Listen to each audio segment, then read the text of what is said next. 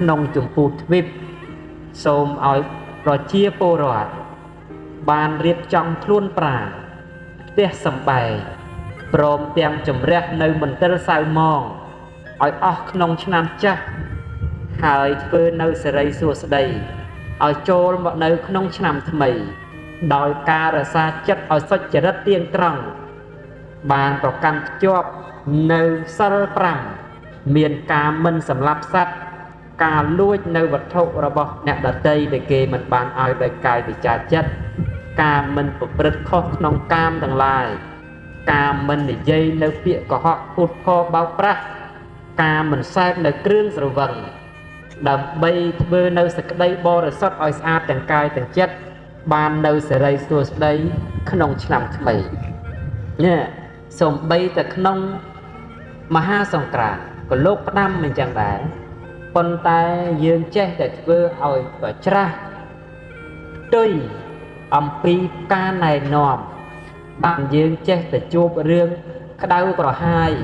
ក្រវល់ក្រវាយទូកន្ទិញឥតឈប់ឥតលហែដោយអាសាតែការតែមិនគោរពតាមច្បាប់តាមក្រឹតតាមក្រមដែលបុរាណអាចារ្យលោកទុកឲ្យអញ្ចឹងក្នុងរដូវដែលលោកហាមអបាយមុខយើងនាំគ្នាប្រព្រឹត្តអបាយមុខក្នុងរដូវដែលលោកធ្វើឲ្យយើងគប្បីសង្រួមក្នុងអំពើសុចរិតដែលជាយើងប្រះសាអំពើសុចរិតនឹងមិនមែនជារឿងល្អប្រសើរទេហើយបើទេវតាមិនថែរក្សាកុំបន្ទោសថាលើលោកនឹងគ្មានទេវតាអញ្ចឹងណាអញ្ចឹងសូមឲ្យយើងធ្វើខ្លួនឲ្យបរិសុទ្ធ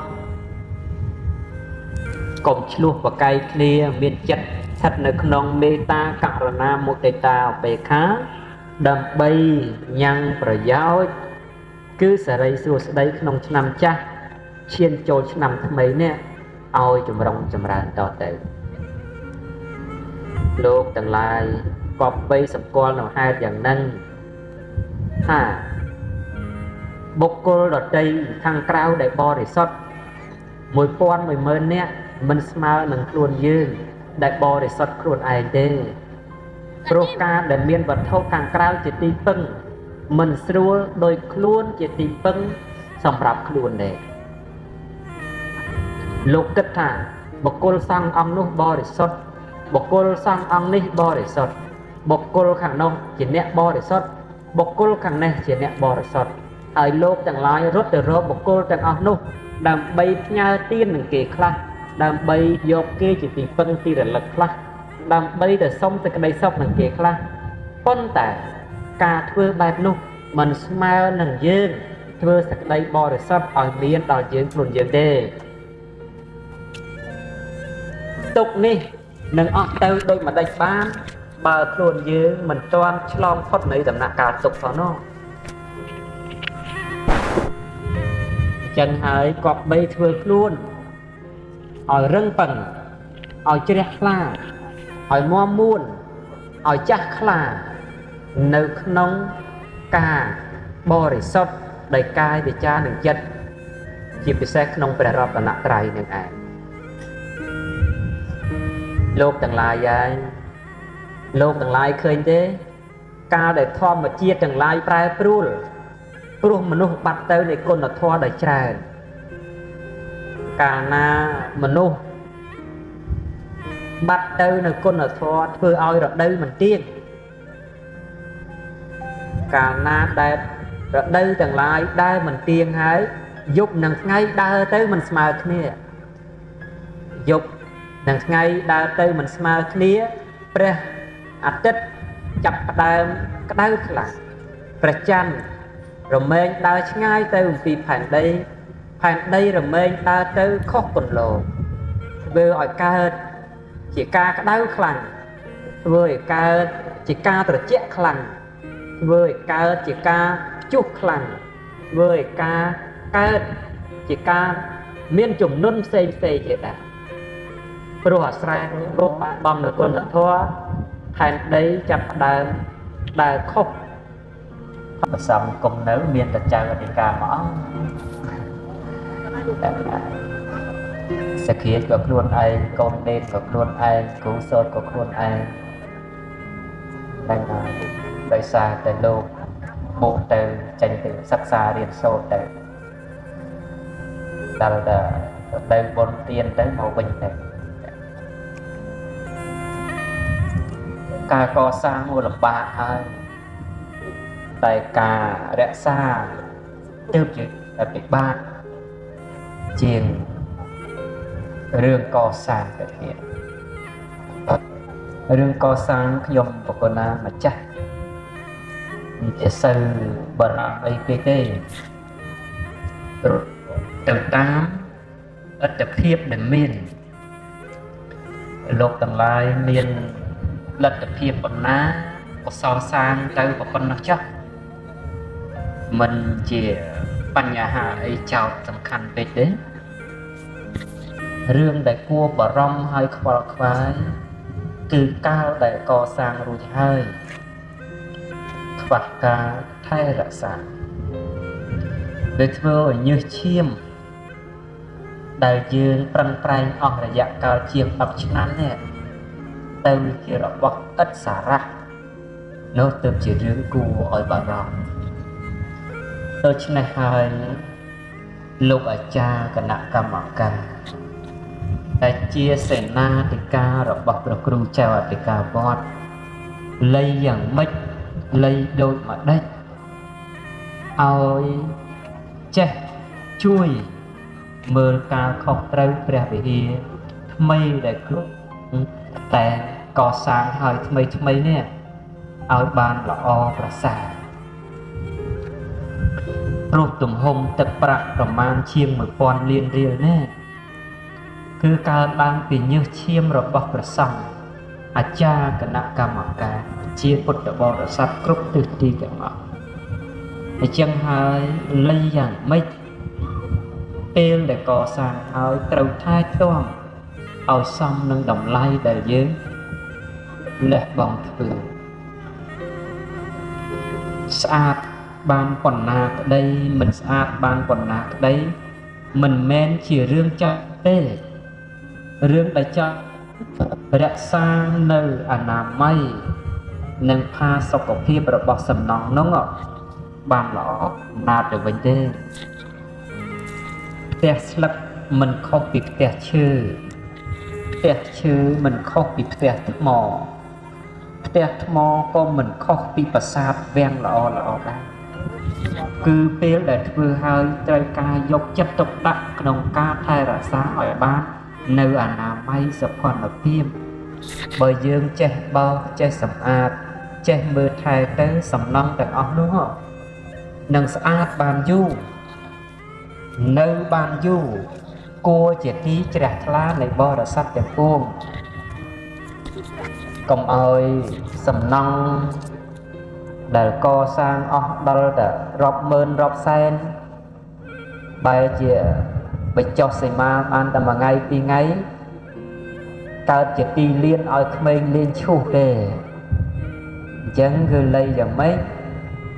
ប្រយ័ត្នប្រយែងកន្លែងហ្នឹងព្រោះវាមានរឿងច្រើនហើយទៀនម្ចាស់វិហារវត្តខ្លះនោះមិនទាន់ទាំងបានបញ្ចុះសីមាផង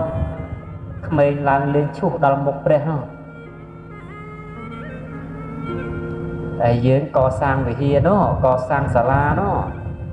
គឺសម្គាល់ទីសក្ការៈបូជាដល់តែចាស់មិនទាន់បានបូជាផងក្មេងឡើងទៅលេងឈូសមុនដែរនឹងជាចំណុចដែលវត្តក៏បីយកចិត្តទុកដាក់ហើយលោកម្ចាស់ជឿខ្ញុំកណាតែប្រឹងធ្វើឲ្យតែល្អឲ្យស្អាតទៅបរិស័ទចូលមកឯងតែមិនល្អហើយគេទៅហួសមកហួសហើយបើគេចូលក៏ចូលតែម្ដងដែរ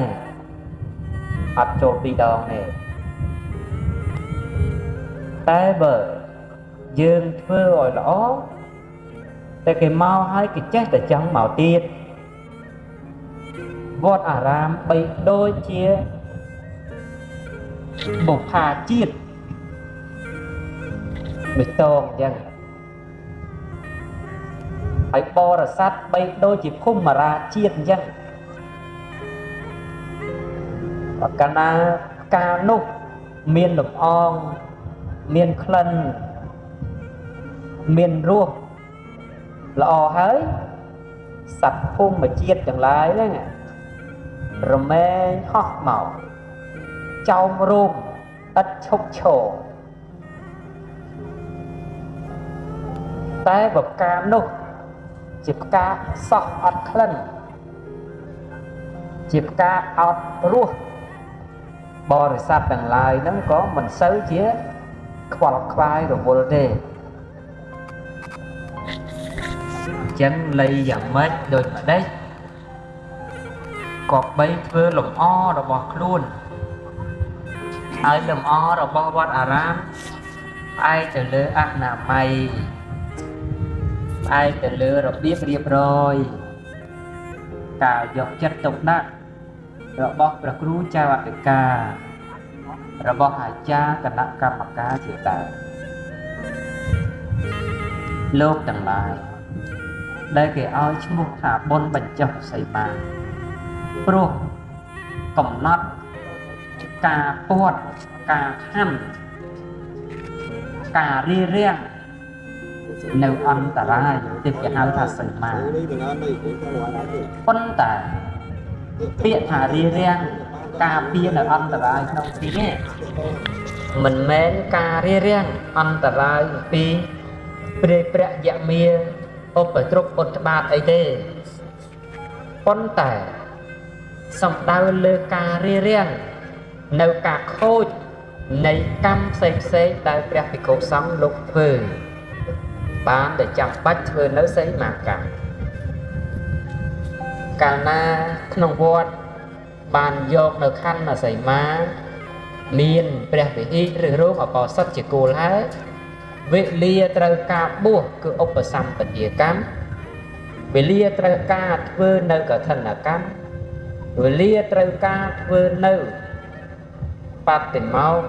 ឬក៏ឧបោសថកម្មនោះកម្មនោះនឹងឡើងពេញបរិបូរណ៍ដោយអង្គមួយនៃសីមាកម្មនឹងឯងដែលមានស្រាប់ទៅបុរាណលោកចេះតែកំណត់តាមដើរវត្តអារាមក៏បីធ្វើរោងអបោសុតឬព្រះវិហារនឹងជាដែរអញ្ចឹងហើយទើបមានដំណើរដើមតងជាហេតុជាបច្ច័យឲ្យកើតមានបុណ្យបញ្ចុះខណ្ឌសីមានឹងរហូតមកដល់បច្ចុប្បន្នថ្ងៃនេះជាថ្ងៃទី3ជាថ្ងៃដែលព្រះសង្ឃលោកត្រូវនិមន្តឡើងព្រះវិហារហើយសូត្រដកនៅសីមាកម្មហើយសូត្រចងនៃសីមាកម្មយើងចំណាំហៅថាបច្ចន្តរាងជាកម្មជាកិច្ចដែលសង្ឃនឹងសង្ឃក៏បីធ្វើតាមពិតទៅមិនពាក់ព័ន្ធអីនឹងយើងជាពុទ្ធបរិស័ទទេយើងជាពុទ្ធបរិស័ទមានតែតួនាទីមកជួយទំនុកបំរុងក្នុងកម្មវិធីហ្នឹងឲ្យប្រព្រឹត្តទៅបានដោយស្រួល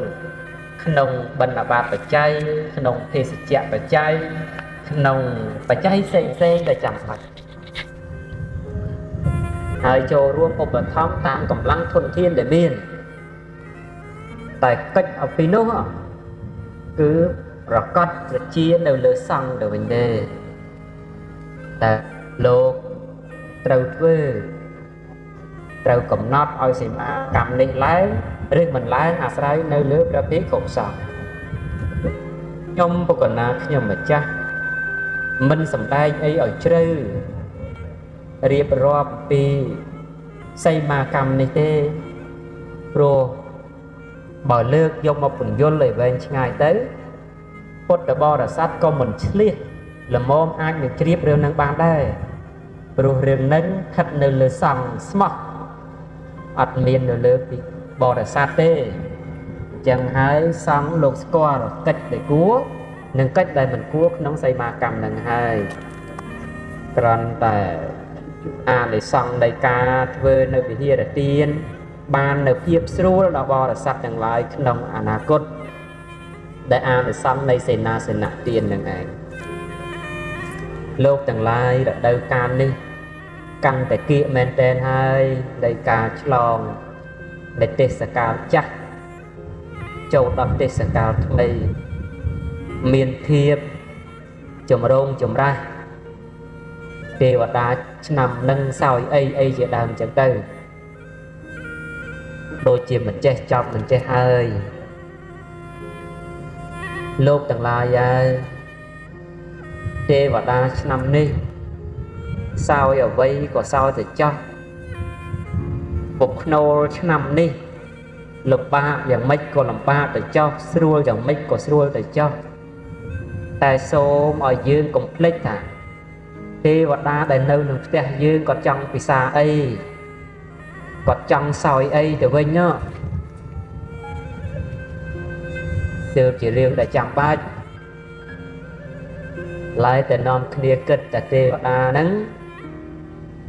lịch kết mà ta ở phục là chỉ tiêu ở đa nông xe nó mình men chỉ riêng có xa tê đừng lấy dạng mấy có bầy kết ná có trong vì xa ấy ôi quát vì xa nâng tư một hộp na nông chùm này na đại dương là môn nâng rốt ôi quát vì xa bàn công trăm sen nô ấy ruột bầm mưa đẹp này tập tê tới tất miên khơi mà tai ở cô ngồi lương bài này nâng hộp xa tê tiếng mặt đăng hạ cổng nai rồi bỏ quát để cá để vô cổng nai nông bạ và để sẵn thị là mùi tiết chuồn cá miền rừng vì bồ ràn máu mà đai ở bụng slap tới cao chia sắc sở nó ở dương chỉ con chỉ cháu thưa bị thi san prin ở tư chun ở bụng mà đài đó là chi ở tây ta ở bụng lại bàn slap nó khơi chấn ta con riết trong sầm rác anh á stút riết hôm kim những đăng này đông ơi nè tiền là sầm là bong máu đinh về sắc sở nọ nâng rốt tử hỏi bồng non phật cốn ta anh riêng sầm ráp phục mà đai anh đấy anh chỉ sẽ nọ nâng một xí ấy té tiếng đại sẽ nọ nâng à chỉ đất ở phục luôn ấy chân hai bán để trắng chồng riêng chun giường tha cao để san prến nè dương mặt đăng thả ban chồng khuôn nè na ọt nè na ban từ tua lấy tê để chân hai toàn quạt nâng miên chỉ vết dương trao tầm nộp bồng rong cót chia bị xe con chào pro sấy nông rợn tư trồi nằm mây một đào thẳng bốc nè cứ điệp trong sầm rạp nghĩa đá bậy đá dạng trăm bách bẩm phật môn nâng dương tự rốt pre hải vọt đàn chân rồi pre nâng vọt từ chui dương mà đánh ban bờ dương khoa nơi tiếp cả tàn nhu cả đằng côn của phục mà đài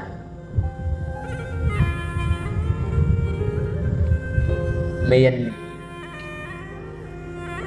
nhôm xây mình nè chết từ rốt ở mà chui từ để con ai và ông ai chui đi chui nu chui che chui trong chẳng tới con tài quạt chỉ nẹt vật tu nâng nia đá bay đá vật tu nâng nẹt miền con khuôn này sai hai đôi nó trong cái na mám đang chui vào mấy cái chuyện đang kinh đấy bro sồm bay từ nẹt miền con và dương tao vật tu hai nó ta tên nằng rô pre hay na ở chui ở dứt vuông sẵn đầu dương ở rồi phát trả tục nó mình liền thế rồi ca bờ tu đang nẹt miền cồn nè ở rộp nông năn từ đây giờ cầm rộp nông mà ha ai của chơi để chỉ cầm cra សូមបីព្រះតាមានពភាកគង់ធរមាននៅកូននឹងប្រុសសណ្ដោងយោងមិនបានដែរចឹងហើយយើងលៃយ៉ាងម៉េចកុំឲ្យខុសនឹងអ្នកមានគុណខុសនឹងមេឃខុសនឹងដីខុសនឹងព្រៃខុសនឹងទឹកមិនស្មើនឹងយើងខុសនឹងម្ដាយឪពុកទេព្រោះបើយើងខុសនឹងម្ដាយឪពុកទៅទោសធំបាបធំក៏នឹងកើតដល់យើងអាស្រ័យកម្មដែលយើងបានសាងហ្នឹងឯងលោកទាំងឡាយហើយជាតិជាមនុស្សបានដោយការក្រណាស់ការដែលលោកទាំងឡាយកើតមកមានម្ដាយបីឪពុកដែលជាមេដានិងបិតាចិញ្ចឹមថែរក្សានេះក៏ជារឿងដែលយើងគប្បីកុំមើលរំលងក្នុងគុណនឹងឡើយយើងគប្បីស្គាល់នៅឧបការៈដែលគាត់បានឲ្យមកលើយើងហើយយើងតបស្នងដល់គាត់វិញដោយការគោរពប្រណិប័តចំពោះគាត់ឲ្យលឹះលុបប្រសើរជាងយើងទៅក្រាបលូនចំពោះអ្នកដទៃលោកទាំងឡាយតែងតែជឿខ្ញុំកណាថាទេវតាទាំងឡាយមានពិតទេវតាទាំងឡាយតាមថែរក្សាមនុស្សល្អពិតពាក្យនេះជាពាក្យដែលខ្ញុំក៏ថាខ្ញុំមិនបានកុហកបោកប្រាស់លោកទាំងឡាយទេជាពាក្យពិតទេវតាទាំងឡាយមានក្នុងលោកមែនទេវតាទាំងឡាយតែងតាមថែរក្សាការពារលោកមែនលោកទាំងឡាយជឿនៅហេតុនោះក៏រត់មកក្រាបលូនសំពះវន្ទាខ្ញុំកណាខ្ញុំដើម្បីសុំឲ្យទេវតាឯណាដែលតាមថែរក្សាខ្ញុំទៅតាមថែរក្សាលោកដូចខ្ញុំកណាអញ្ចឹងប៉ុន្តែលោកទាំងឡាយឧបាយនេះមិនទាន់អស្ចារ្យទេបើលោកទាំងឡាយចង់ឲ្យទេវតាដែលតាមថែរក្សាលោកនោះរឹតតែមានអានុភាពអាចញ៉ាំងសេចក្តីប្រាថ្នារបស់លោកដោយច្រើនឲ្យសម្រេចបាននោះគប្បីលោកគោរពប្រណិប័តចំពោះមាតាបិតាចំពោះគ្រូបាអាចារ្យព្រឹទ្ធាចារ្យរៀនច្បង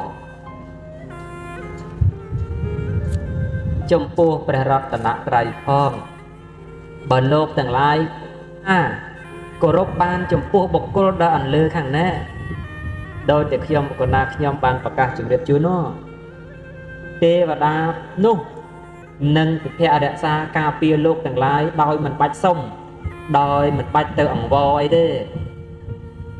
ព្រោះទេវតាទាំងឡាយមានតួនាទីថែរក្សានៅបុគ្គលណាដែលមាននៅព្រះរតនត្រ័យជាទីពឹងទីរលឹកផងនៅបុគ្គលណាដែលគោរពចំពោះអ្នកមានគុណមានមេដាបិតាផងចំពោះបុគ្គលដែលគោរពចំពោះបុគ្គលអ្នកមានសិលឬអ្នកដែលចម្រើនដោយបីគឺចាស់ព្រឹទ្ធាចារ្យផងទេវតាទាំងអស់នោះមានភារៈតាមថែរក្សាមនុស្សពួកនោះដោយអបាយផ្សេងផ្សេងអញ្ចឹងរដូវចូលឆ្នាំហ្នឹងក៏ដូចគ្នាដែររដូវចូលឆ្នាំតាក់ទងសំខាន់រឿងទេវតាហ្នឹងហើយតែចេះតែល្បីល្បាញថាមានទេវតាចុះទេវតាបដូរវេនអីជាដើមអញ្ចឹងទៅប៉ុន្តែបើចូលឆ្នាំមិនទាន់យើងសប្បាយតែក្នុងការសេពនៅគ្រឿងស្រវឹងសប្បាយតែក្នុងអបាយមុខទេវតាឆ្នាំថ្មីក៏ដោយទេវតាឆ្នាំចាស់នោះក៏ដោយក៏អត់បានថែរក្សាយើងទេចឹងហើយយើងមិនមែនថាទេឲ្យតែខ្ញុំអុជធូបទៅទេវតាតាមថែឲ្យអត់ទេទេវតាតាមថែតើតែយើងជាមនុស្សឲ្យទេវតាគួរថែដែរលោកទាំងឡាយហើយគ្រឿងស្រវឹងនេះមិនមែនចាំបាច់តែថ្ងៃចូលឆ្នាំទើបលោកពិសាបានទេណាលោកទាំងឡាយពិសាមករាប់ថ្ងៃរាប់ខែរាប់ឆ្នាំទៅហើយចឹងហើយក្នុងថ្ងៃចូលឆ្នាំនេះ3ថ្ងៃ4ថ្ងៃនេះ លោកទាំងឡាយគប្បីគុំល្អជាងដើម្បីបាននៅសេរីសួស្តីលោកឃើញទេក្នុងមហាសង្គ្រាមគេផ្ដាំថា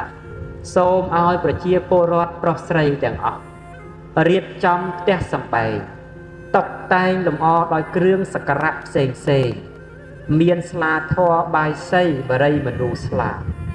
ផ្លែផល្លានុផលព្រមទាំងគ្រឿងសក្ការៈផ្សេងត្រៀមទទួលទេវតាឆ្នាំថ្មីដែលនឹងមកថែរក្សាក្នុងចម្ពោះទ្វីបសូមឲ្យប្រជាពលរដ្ឋបានរៀបចំខ្លួនប្រាណផ្ទះសម្បែងព្រមទាំងជំរះនៅមន្ទិលសៅម៉ង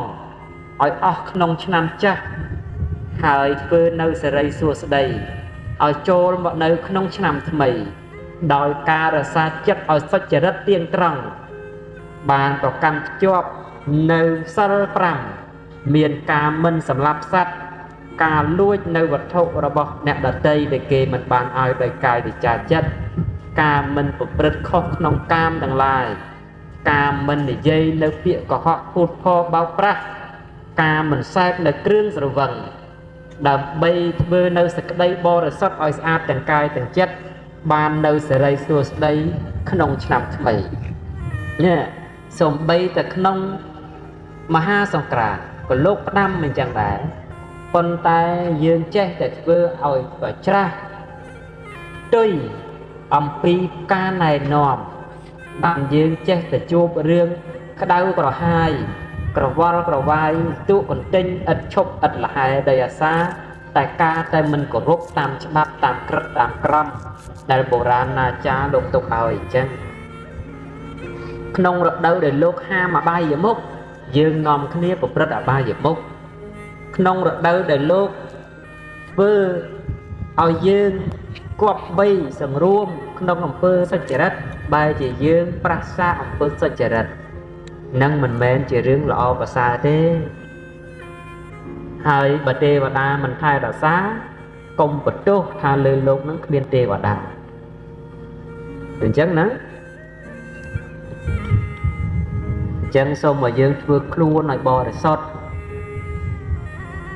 កុំឆ្លោះប្រកែកគ្នាមានចិត្តស្ថិតនៅក្នុងមេត្តាករុណាមុទិតាឧបេក្ខា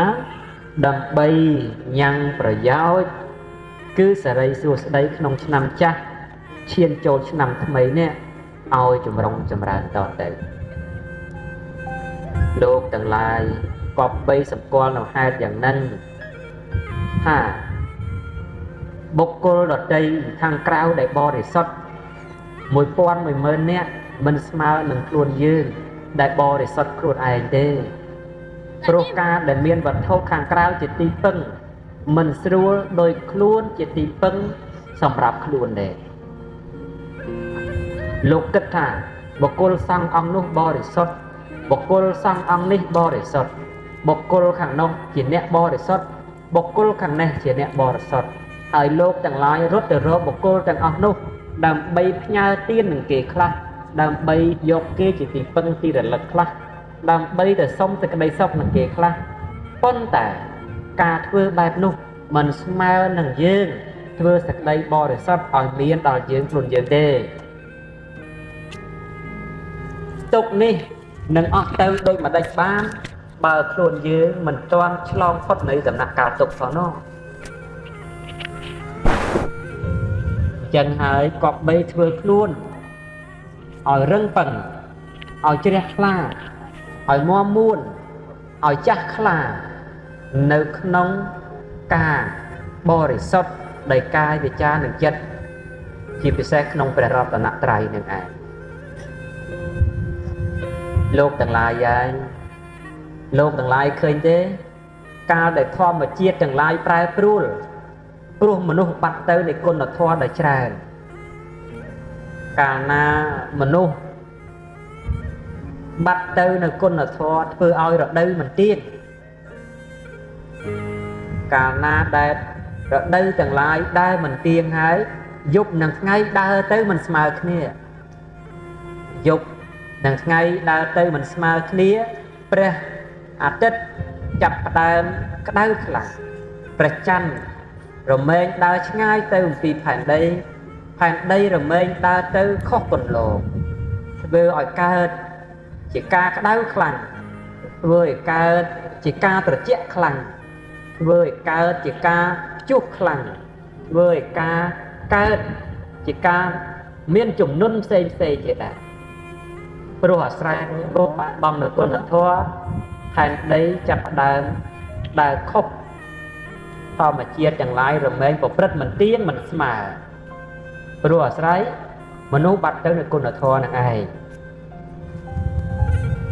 យើងទាំងឡាយមិនមានសិទ្ធិហាមឃាត់មនុស្សឲ្យល្អបរិសុទ្ធទេព្រោះពុទ្ធអង្គក៏ព្រះអង្គបានព្យាករហើយថាបន្ទាប់ពី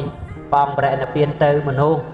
ក្នុងសកលលោកជាពិសេសក្នុងចម្ពោះទ្វីបនេះនឹងចាប់ផ្ដើមបាត់បង់នូវគុណធម៌បន្តិចម្ដងរហូតឈានចូលដល់សម័យអន្តរកប្បដែលមនុស្សគ្រាន់តែឃើញគ្នាចង់កាប់ចង់សម្លាប់មកអញ្ចឹងហើយយើងមកដល់ថ្ងៃនេះពុទ្ធសករាជ2567ទៅហើយប្រកបណាស់ថាភាពចម្រើននៃគុណធម៌របស់មនុស្សមិនមែនខ្ពង់ខ្ពស់ទៅអីទេប៉ុន្តែខ្ញុំបកណាខ្ញុំគ្រាន់តែចង់ឲ្យយើងចេះចាប់ហ្វ្រាំងកុំឲ្យវាលឿនពេកគឺផ្ដើមចេញពីគុណធម៌របស់យើងនឹងឯង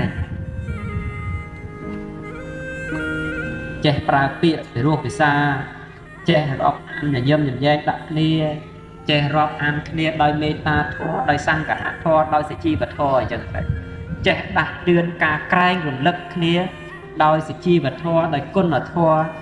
ដោយភាពត្រឹមត្រូវនៃមនុស្សទៅព្រោះយើងបានរៀនសូត្រឯតាថាអំពើណាជាអំពើសុជីវធម៌អំពើណាជាអំពើអសុជីវធម៌ជាតាជាអំពើដែលអសិលធម៌នោះយើងសឹកតែជាអ្នកស្គាល់ឯតាចឹងហើយយើងគប្បីអប់រំទូមានគ្នាដោយសិលធម៌ដោយសុជីវធម៌ដោយពាក្យពិរោះពិសា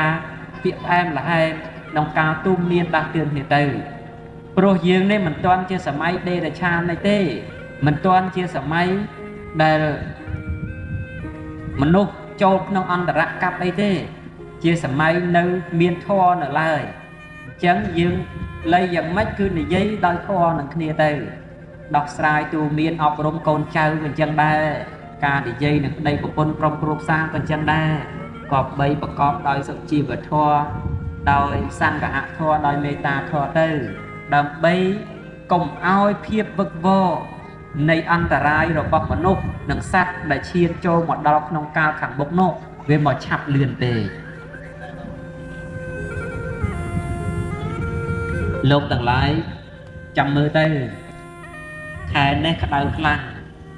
ចាំមើលដល់ពេលតែមានភ្លៀងខ្លាំងវិញម្ដងលិចនេះលិចនោះវិញចឹងទៅដល់តែមានខ្យល់ខ្លាំងវិញម្ដងនិយាយរួមទៅខ្លាំងគ្រប់មុខមកពីមនុស្សខ្លាំងដែរខ្លាំងក្នុងរឿងអាក្រក់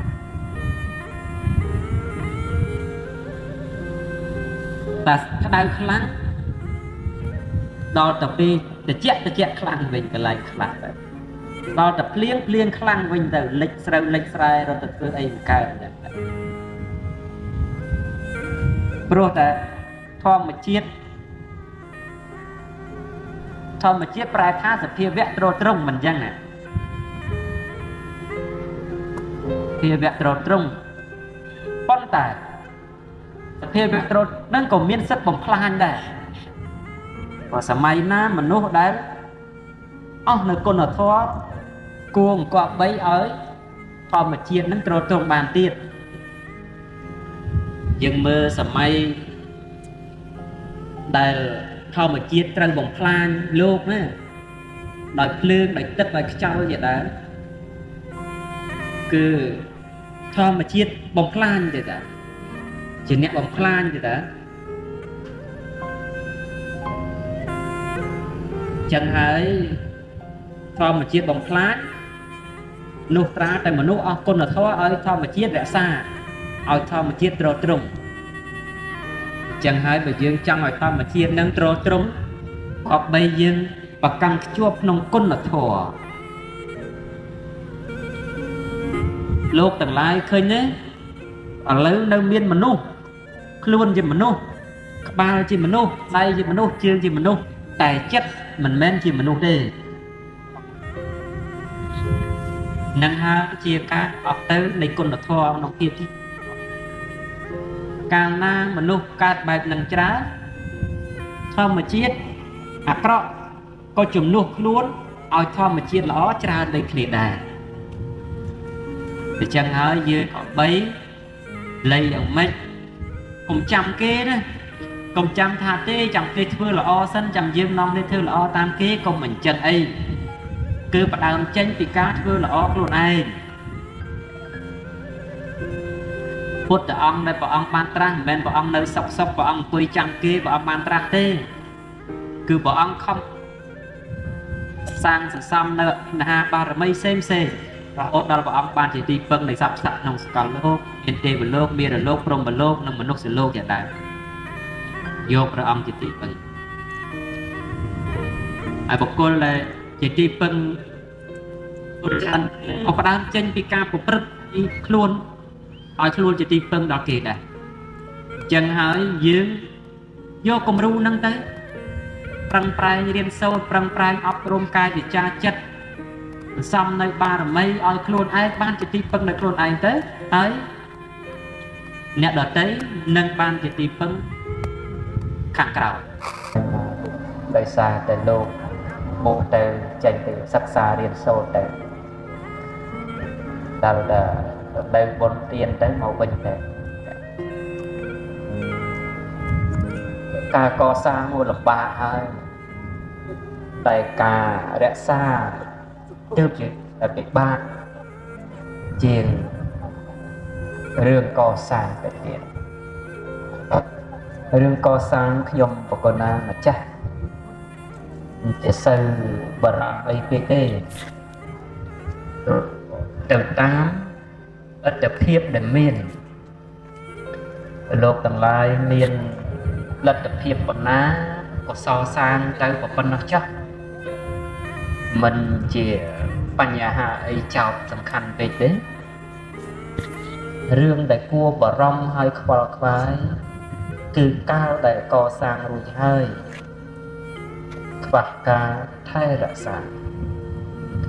វាធ្វើឲ្យញើសឈាមដែលយើងប្រឹងប្រែងអស់រយៈកាលជាង10ឆ្នាំនេះទៅជារបស់ឥតសារៈនោះទើបជារឿងគួរឲ្យបារម្ភដូច្នេះហើយលោកអាចារ្យគណៈកម្មការដែលជាសេនាធិការរបស់ព្រះគ្រូចៅអធិការវត្តលៃយ៉ាងម៉េចលៃដូចម្ដេចឲ្យចេះជួយមើលការខុសត្រូវព្រះវិហារថ្មីដែលខ្លួនតែកសាងឲ្យថ្មីនេះឲ្យបានល្អប្រសើរព្រោះទំហំទឹកប្រាក់ប្រមាណជាង 1000 លានរៀលនេះគឺកើតឡើងពីញើសឈាមរបស់ព្រះសង្ឃអាចារ្យគណៈកម្មការជាពុទ្ធបរិស័ទគ្រប់ទិសទីទាំងអស់អញ្ចឹងហើយលៃយ៉ាងម៉េចពេលដែលកសាងឲ្យត្រូវថែទាំឲ្យសមនឹងតម្លៃដែលយើងលះបង់ធ្វើស្អាតបានប៉ុណ្ណាក្តីមិនស្អាតបានប៉ុណ្ណាក្តីមិនមែនជារឿងចាស់ទេរឿងដែលចាស់រក្សានៅអនាម័យនិងផាសុកភាពរបស់សំណង់នោះបានល្អណាស់ទៅវិញទេផ្ទះស្លឹកមិនខុសពីផ្ទះឈើផ្ទះឈើមិនខុសពីផ្ទះថ្មផ្ទះថ្មក៏មិនខុសពីប្រាសាទវាំងល្អដែរគឺពេលដែលធ្វើហើយត្រូវការយកចិត្តទុកដាក់ក្នុងការថែរក្សាឲ្យបាននៅអនាម័យសុខភាពបើយើងចេះបោសចេះសម្អាតចេះមើលថែទៅសំណង់ទាំងអស់នោះនឹងស្អាតបានយូរនៅបានយូរគួរជាទីជ្រះថ្លានៃបរិស័ទទាំងពួងកុំឲ្យសំណង់ដែលកសាងអស់ដល់តែរាប់ម៉ឺនរាប់សែនបែរជាបញ្ចុះសីមាបានតែមួយថ្ងៃពីរថ្ងៃ កើតជាទីលៀនឲ្យក្មេងលេងឈូសទេអញ្ចឹងគឺលៃយ៉ាងម៉េចប្រយ័ត្នប្រយែងកន្លែងហ្នឹងព្រោះវាមានរឿងច្រើនហើយទៀនម្ចាស់វិហារវត្តខ្លះនោះមិនទាន់ទាំងបានបញ្ចុះសីមាផងក្មេងឡើងលេងឈូសដល់មុខព្រះហ្នឹងតែយើងកសាងវិហារនោះកសាងសាលានោះគឺសម្គាល់ទីសក្ការៈបូជាដល់តែចាស់ចាស់មិនទាន់បានបូជាផងក្មេងៗឡើងទៅលេងឈូសមុនដែរនឹងជាចំណុចដែលវត្តក៏បីយកចិត្តទុកដាក់ហើយលោកម្ចាស់ជឿខ្ញុំកណាតែប្រឹងធ្វើឲ្យតែល្អឲ្យស្អាតទៅបរិស័ទចូលមកឯងតែមិនល្អហើយគេទៅហួសមកហួសហើយបើគេចូលក៏ចូលតែម្ដងដែរអត់ចូលពីរដងទេតែបើយើងធ្វើឲ្យល្អតែគេមកហើយគេចេះតែចង់មកទៀតវត្តអារាមបីដូចជាបុព្វាជាតិបេតងអញ្ចឹងហើយបរិស័ទបីដូចជាភូមិរាជាតិអញ្ចឹងបើកាលណាការនោះមានលំអងមានក្លិនមានរសល្អហើយសត្វភូមិជាតិទាំងឡាយហ្នឹងរមែងហោះមកចោមរោមឥតឈប់ឈរតែបើផ្កានោះជាផ្កាសោះអត់ក្លិនជាផ្កាអត់រសបរិស័ទទាំងឡាយហ្នឹងក៏មិនសូវជាខ្វល់ខ្វាយរវល់ទេអញ្ចឹងលៃយ៉ាងម៉េចដូចម្ដេចក៏បីធ្វើលំអរបស់ខ្លួនហើយលំអរបស់វត្តអារាមផ្អែកទៅលើអនាម័យផ្អែកទៅលើរបៀបរៀបរយការយកចិត្តទុកដាក់របស់ព្រះគ្រូចៅអធិការរបស់អាចារ្យគណៈកម្មការជាដើមលោកទាំងឡាយដែលគេឲ្យឈ្មោះថាបុណ្យបញ្ចុះសីមា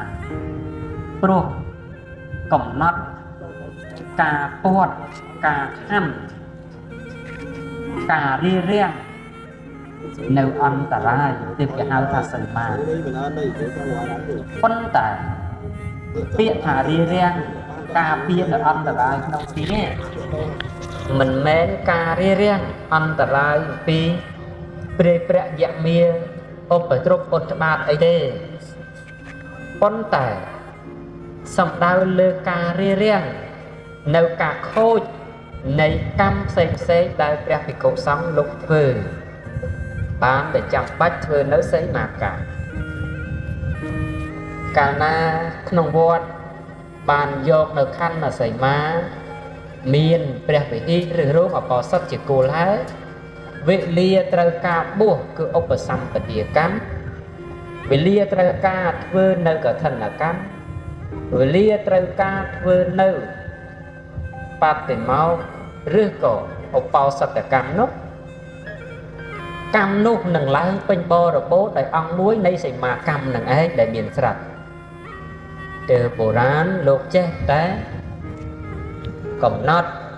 តាមដើរវត្តអារាមក៏បីធ្វើរោងអបោសុតឬព្រះវិហារនឹងជាដែរអញ្ចឹងហើយទើបមានដំណើរដើមតង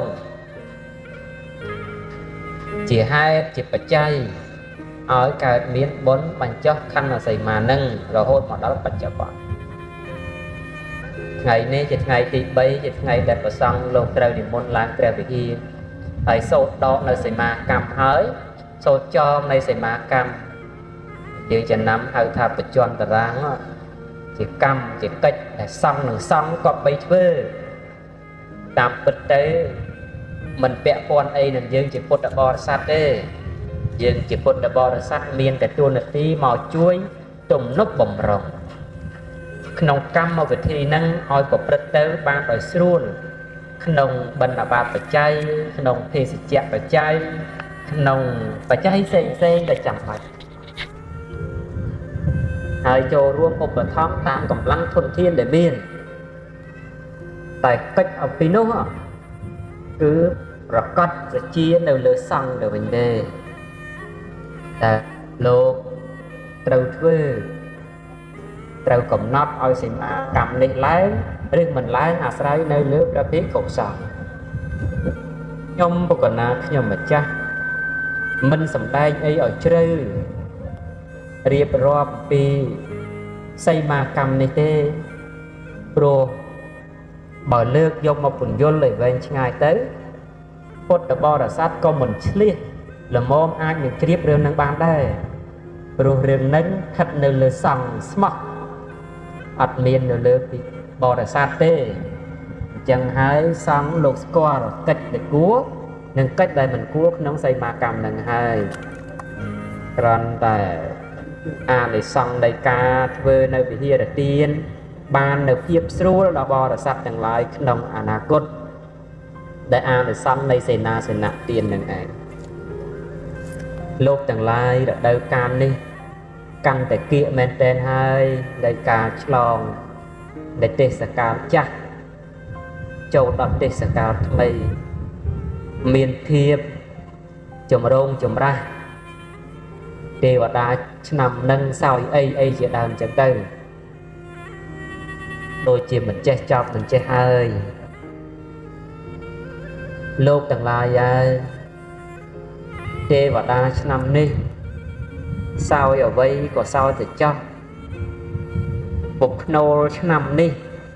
លំបាកយ៉ាងម៉េចក៏លំបាកទៅចោះស្រួលយ៉ាងម៉េចក៏ស្រួលទៅចោះតែសូមឲ្យយើងកុំភ្លេចថាទេវតាដែលនៅក្នុងផ្ទះយើងគាត់ចង់ពិសាអីគាត់ចង់សោយអីទៅវិញទើបជារឿងដែលចាំបាច់ឡើយតែនាំគ្នាគិតតែទេវតាហ្នឹងភ្លេចគិតម្ដាយឪពុក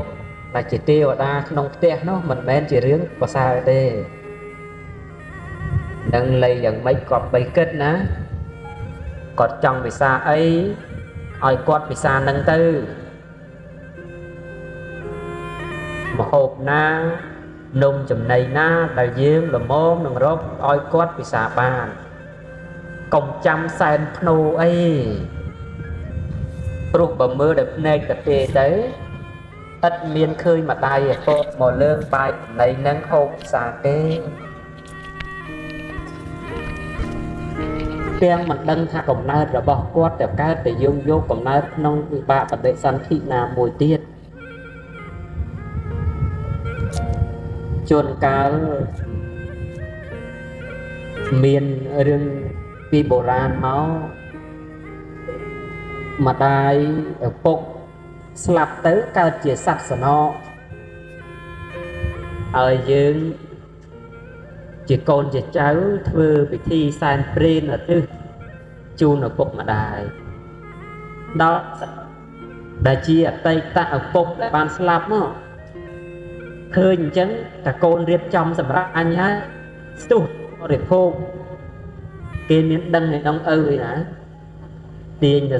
ដំបងមកដេញវាយសត្វស្នកនឹងរត់ទៅហើយបំណងរបស់កូនតាអញរៀបសម្រាប់ពុកម្ដាយអញទេឯងជាស្នកហ្នឹងមកស៊ីអីតែទាំងដែលស្នកហ្នឹង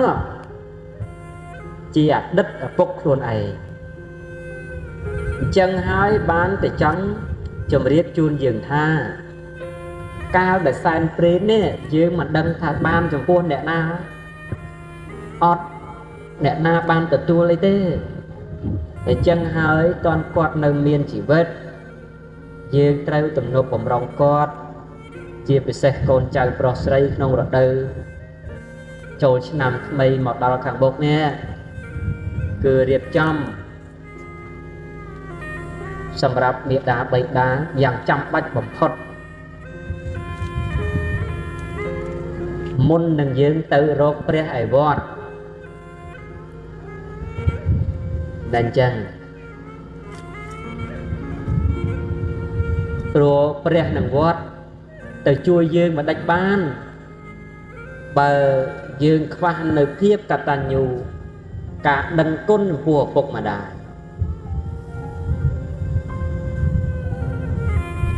miền nhôm xây mà nè chết từ rốt ở mà chui từ thì con ai con ai chui ni chui nu chui che chui trong nhanh tới con tài quạt chỉ nẹt bật tu nâng nia đá bay đá bật tu nâng nẹt miền con khuôn này say hai đôi nó trong cái na thám đang ngày chui giờ mấy thế trẻ đang kịch này pro sầu bay từ nẹt miền con có dương tao bật tu hai nó ta tên nằng rô pre hay na ở chui ở dứt vuông sẵn đầu dương ở vượt phát trả tục nó mình điền thế rồi ca bật tu đừng nẹt miền cồn nè rộp nông năn từ đây giờ cầm rộp nông mà hai ai vợ chơi để chỉ cầm cra sông bay pre đã miền bậc địa công thô được miền nớ con nông pro sẵn đầu vô mình bàn đây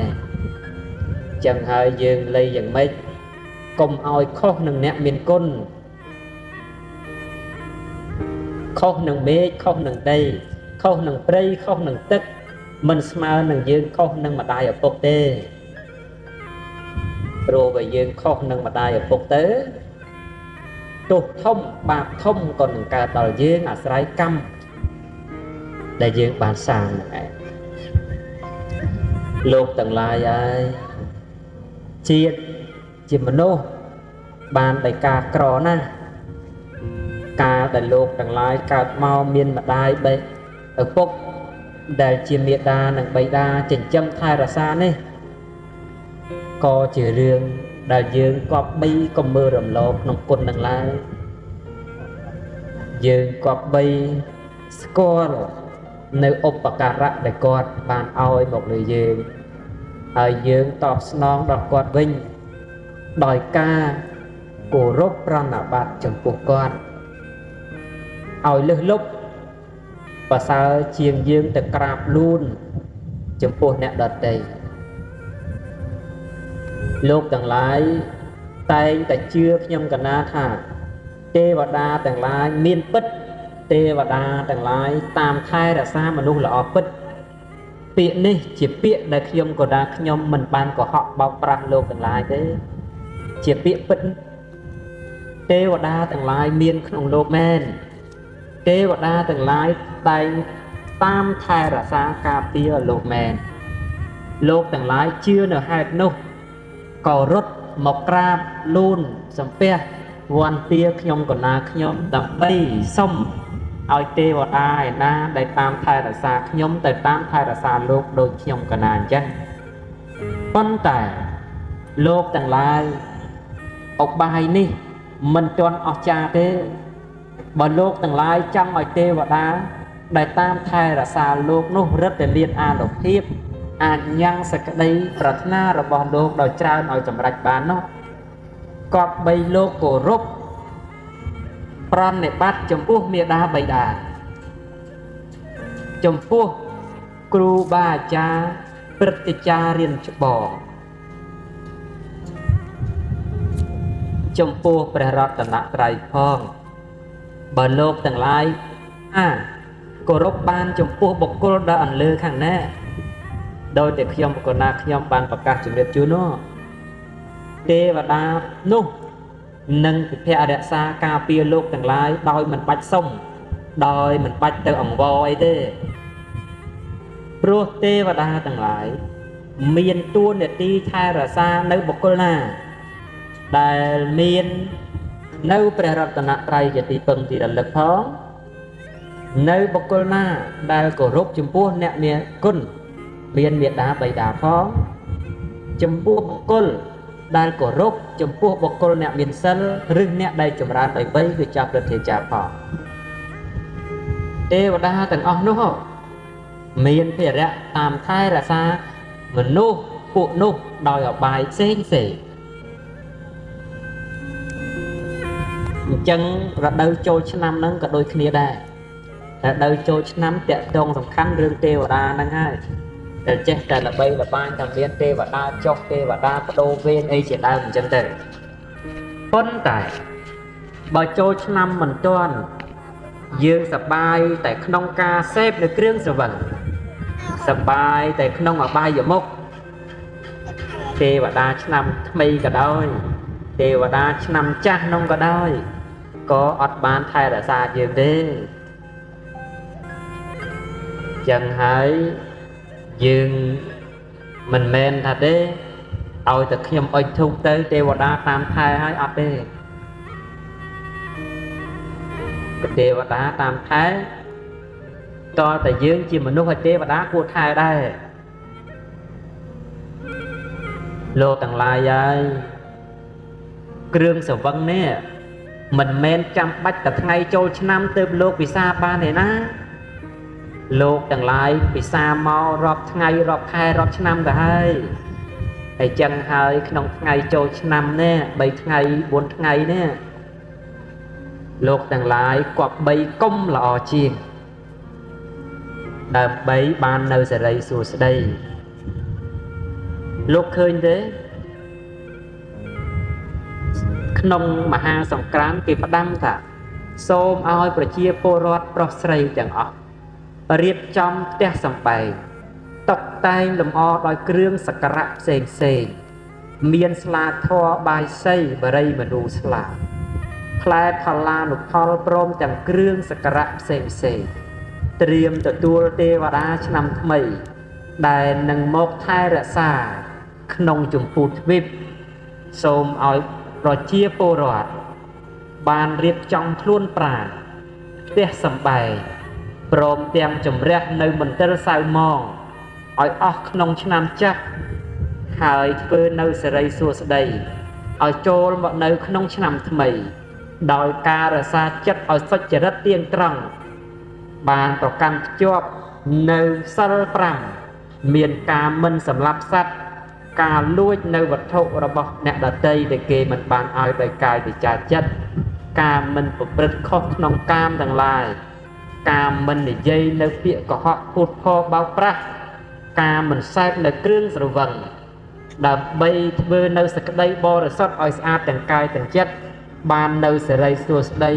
ក្នុងឆ្នាំថ្មីនេះសំបីតែក្នុងមហាសង្ក្រាន្តក៏លោកផ្ដាំអញ្ចឹងដែរប៉ុន្តែយើងចេះតែធ្វើឲ្យច្រាស់ផ្ទុយអំពីការណែនាំបានយើងចេះតែជួបរឿងក្តៅក្រហាយក្រវល់ក្រវាយទុកន្ទិញឥតឈប់ឥតលហែដោយអាសាតែការតែមិនគោរពតាមច្បាប់តាមក្រឹតតាមក្រមដែលបុរាណអាចារ្យលោកទុកឲ្យអញ្ចឹងក្នុងរដូវដែលលោកហាមអបាយមុខយើងនាំគ្នាប្រព្រឹត្តអបាយមុខក្នុងរដូវដែលលោកធ្វើឲ្យយើងគប្បីសម្រួមក្នុងអំពើសុចរិតបែរជាយើងប្រះសាអំពើសុចរិតនឹងមិនមែនជារឿងល្អប្រសើរទេហើយបើទេវតាមិនថែរក្សាកុំបន្ទោសថាលើលោកនឹងគ្មានទេវតាអញ្ចឹងណាអញ្ចឹងសូមឲ្យយើងធ្វើខ្លួនឲ្យបរិសុទ្ធកុំឆ្លោះប្រកែកគ្នាមានចិត្តស្ថិតនៅក្នុងមេត្តាករុណាមុទិតាឧបេក្ខាដើម្បីញ៉ាំងប្រយោជន៍គឺសេរីសួស្តីក្នុងឆ្នាំចាស់ឈានចូលឆ្នាំថ្មីនេះឲ្យចម្រុងចម្រើនតទៅលោកទាំងឡាយក៏បីសម្គាល់នៅហេតុយ៉ាងហ្នឹងថាបុគ្គលដតីខាងក្រៅដែលបរិសុទ្ធ1000 10000នាក់មិនស្មើនឹងខ្លួនយើងដែលបរិសុទ្ធខ្លួនឯងទេព្រោះការដែលមានវត្ថុខាងក្រៅជាទីពឹងមិនស្រួលដោយខ្លួនជាទីពឹងសម្រាប់ខ្លួនដែរលោកគិតថាបុគ្គលសង្ឃអង្គនោះបរិសុទ្ធ បុគ្គលសង្ឃអង្គនេះបរិសុទ្ធបុគ្គលខាងនោះជាអ្នកបរិសុទ្ធបុគ្គលខាងនេះជាអ្នកបរិសុទ្ធហើយលោកទាំងឡាយរត់ទៅរកបុគ្គលទាំងអស់នោះដើម្បីផ្ញើទាននឹងគេខ្លះដើម្បីយកគេជាទីពឹងទីរលឹកខ្លះដើម្បីទៅសុំសេចក្តីសុខនឹងគេខ្លះប៉ុន្តែការធ្វើបែបនោះមិនស្មើនឹងយើងធ្វើសេចក្តីបរិសុទ្ធឲ្យមានដល់យើងខ្លួនយើងទេទុកនេះនឹងអស់ទៅដោយម្ដេចបានបើខ្លួនយើងមិនទាន់ឆ្លងផុតនៃដំណាក់កាលទុកផងនោះចឹងហើយគប្បីធ្វើខ្លួនឲ្យរឹងប៉ឹងឲ្យជ្រះថ្លាឲ្យមាំមួនឲ្យចាស់ខ្លានៅក្នុងការបរិសុទ្ធដោយកាយវាចានិងចិត្តជាពិសេសក្នុងព្រះរតនត្រ័យនឹងឯងលោកទាំងឡាយឯងលោកទាំងឡាយឃើញទេកាលដែលធម្មជាតិទាំងឡាយប្រែប្រួលព្រោះមនុស្សបាត់ទៅនៃគុណធម៌ដ៏ច្រើនកាលណាមនុស្សបាត់ទៅនៅគុណធម៌ធ្វើឲ្យរដូវមិនទៀងកាលណាដែលរដូវទាំងឡាយដើរមិនទៀងហើយយប់និងថ្ងៃដើរទៅមិនស្មើគ្នាយប់និងថ្ងៃដើរទៅមិនស្មើគ្នាព្រះអាទិត្យចាប់ផ្ដើមក្តៅខ្លាំងព្រះច័ន្ទរមែងដើរឆ្ងាយទៅអំពីផែនដីរមែងដើរទៅខុសគន្លងធ្វើឲ្យកើតជាការក្តៅខ្លាំងធ្វើឲ្យកើតជាការត្រជាក់ខ្លាំងធ្វើឲ្យកើតជាការព្យុះខ្លាំងធ្វើឲ្យការកើតជាការមានជំនន់ផ្សេងជាដែរ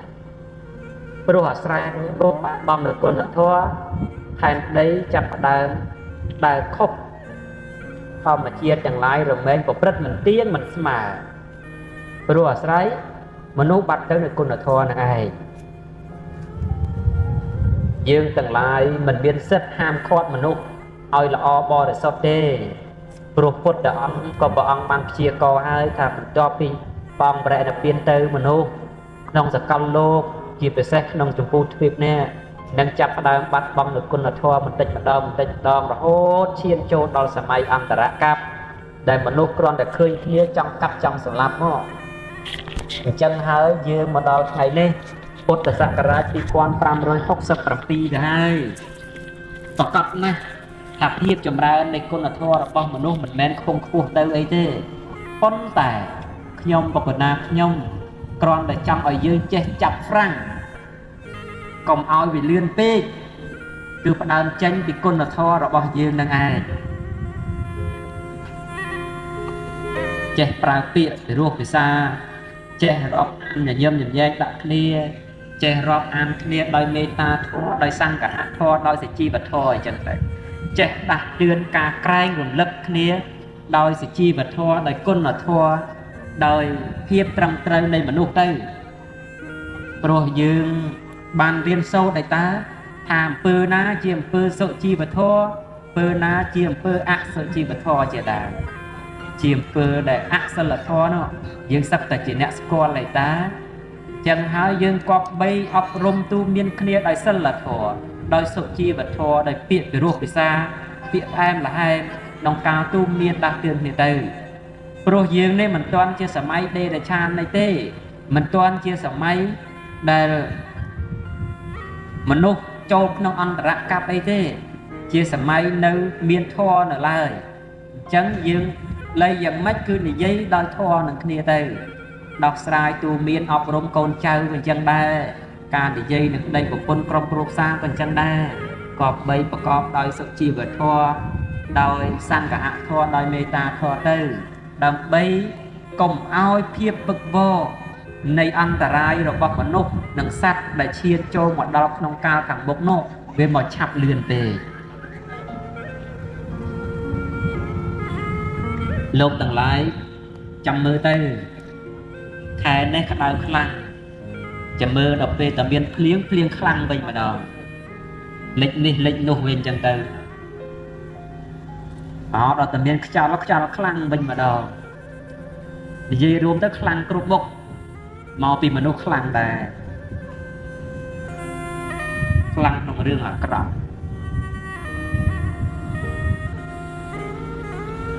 តែក្តៅខ្លាំងដល់ទៅពេលតិចខ្លាំងវិញកន្លែងខ្លាំងទៅដល់ទៅភ្លៀងខ្លាំងវិញទៅលិចស្រូវលិចស្រែរត់ទៅធ្វើអីមិនកើតដែរព្រោះតែធម្មជាតិប្រែថាសភាវៈទ្រទ្រង់មិនអញ្ចឹងណាសភាវៈទ្រទ្រង់ប៉ុន្តែសភាវៈទ្រទ្រង់នឹងក៏មានសិទ្ធិបំផ្លាញដែរបើសម័យណាមនុស្សដែលអស់នៅគុណធម៌គួរអង្គប់បីឲ្យធម្មជាតិនឹងទ្រទ្រង់បានទៀតយើងមើលសម័យដែលធម្មជាតិត្រូវបំផ្លាញលោកណាដោយភ្លើងដោយទឹកដោយខ្យល់ជាដើមគឺធម្មជាតិបំផ្លាញទេតាជាអ្នកបំផ្លាញទេតាចឹងហើយធម្មជាតិបំផ្លាញនោះត្រាតែមនុស្សអស់គុណធម៌ឲ្យធម្មជាតិរក្សាឲ្យធម្មជាតិទ្រទ្រង់ចឹងហើយបើយើងចង់ឲ្យធម្មជាតិនឹងទ្រទ្រង់ក៏បីយើងប្រកាន់ខ្ជាប់ក្នុងគុណធម៌លោកទាំងឡាយឃើញទេឥឡូវនៅមានមនុស្សខ្លួនជាមនុស្សក្បាលជាមនុស្សដៃជាមនុស្សជើងជាមនុស្សតែចិត្តមិនមែនជាមនុស្សទេនឹងហើយជាការអស់ទៅនៃគុណធម៌ក្នុងទៀតកាលណាមនុស្សកើតបែបនឹងច្រើនធម្មជាតិអាក្រក់ក៏ជំនួសខ្លួនឲ្យធម្មជាតិល្អច្រើនដូចគ្នាដែរអញ្ចឹងហើយយើងក៏បីលៃយ៉ាងម៉េចកុំចាំគេណាកុំចាំថាទេចាំគេធ្វើល្អសិនចាំយើងនាំនេះធ្វើល្អតាមគេក៏មិនអញ្ចឹងអីគឺផ្ដើមចេញពីការធ្វើល្អខ្លួនឯងពុទ្ធអង្គដែលព្រះអង្គបានត្រាស់មិនមែនព្រះអង្គនៅសុកព្រះអង្គអង្គុយចាំគេព្រះអង្គបានត្រាស់ទេ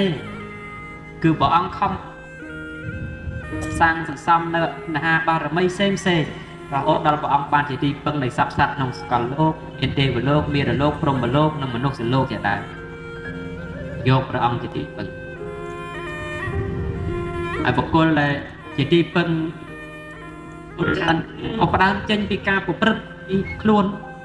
ឲ្យខ្លួនជាទីពឹងដល់គេដែរអញ្ចឹងហើយយើងយកគំរូហ្នឹងទៅប្រឹងប្រែងរៀនសូត្រប្រឹងប្រែងអប់រំកាយវិជ្ជាចិត្តសន្សំនៅបារមីឲ្យខ្លួនឯងបានជាទីពឹងដល់ខ្លួនឯងទៅហើយអ្នកដទៃនឹងបានជាទីពឹងខាងក្រោយយើងចាំអត់នេះតែ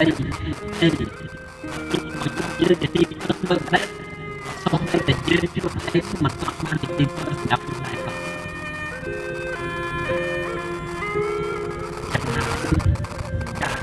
ខ្លួនឯង